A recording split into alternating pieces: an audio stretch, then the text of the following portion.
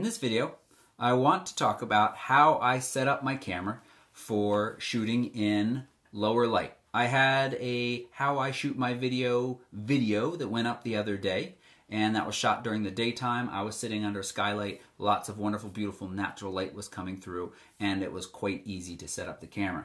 Here I am, same setting, but I have a test subject, Christina. Christina, can you say hello? Hello. Sitting over there, and the camera is currently pointed at her, but obviously we don't have enough light, and my settings on the camera aren't good enough, and she's not even in focus. So I want to go through what I would do right now to set up the shot, basically, the shot being the video.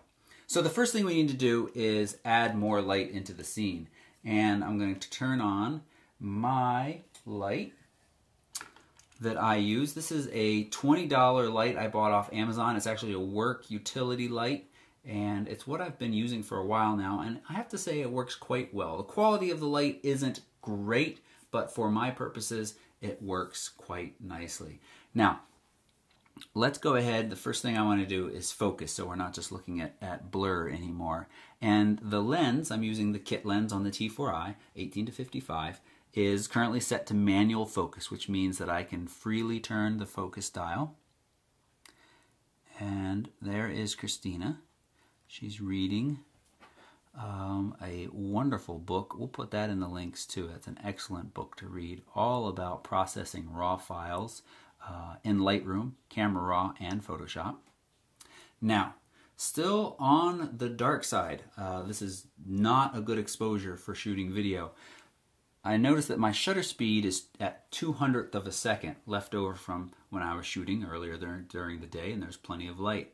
So I'm on M on the dial, so I can just start to drop. And I'm actually going to go all the way to 50. I don't care how it looks. 50 is my goal in this case because I am shooting a 1080p at 24 frames a second movie. The general rule of thumb is take your frames per second and multiply it by 2, and that's your shutter speed.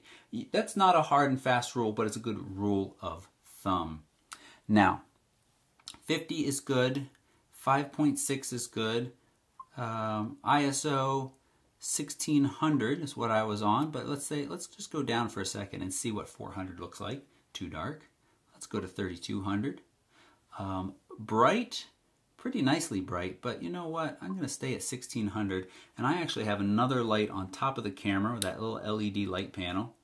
I'm going to turn that on, and you can see that now it's so bright I could probably go down to 1800. Why not 1600 or 3200? Well, the video is going to start to get noisy up around there, and you're going to lose some quality to that noise.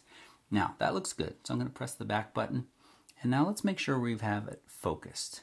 So I'm going to zoom in and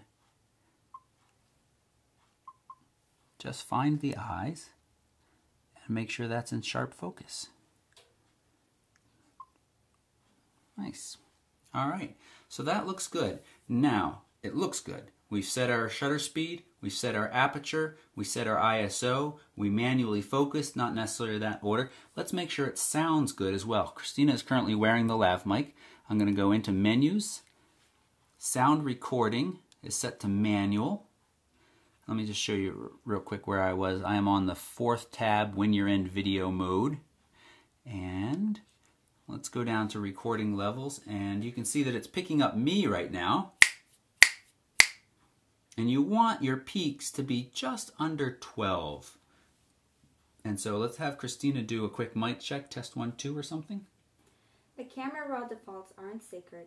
They're neither objectively correct nor particularly accurate. Instead, they're just an arbitrary initial interpretation of the raw image data.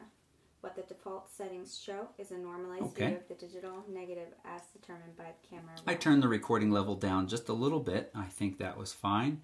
And we can go back to menu. Actually, what we can do is hit the live view / record button. That brings us back into live view.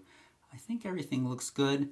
The book might be a little overexposed now, but the exposure on her is a little bit better. And I am going to go ahead and hit the record button, and Christina's going to read us another passage from the digital negative. The combination of Bridge, Camera Raw, and Photoshop can make for an efficient raw image processing workflow. So if you have any questions about manually setting your exposure for video or taking pictures, or you'd like to see future video topics covered, leave a comment down below. Please come over to my Facebook page as well and click the like button, and then go back over to YouTube and hit the subscribe button, or you could do those in the better order that would make more sense. And I do really appreciate you watching. Thanks.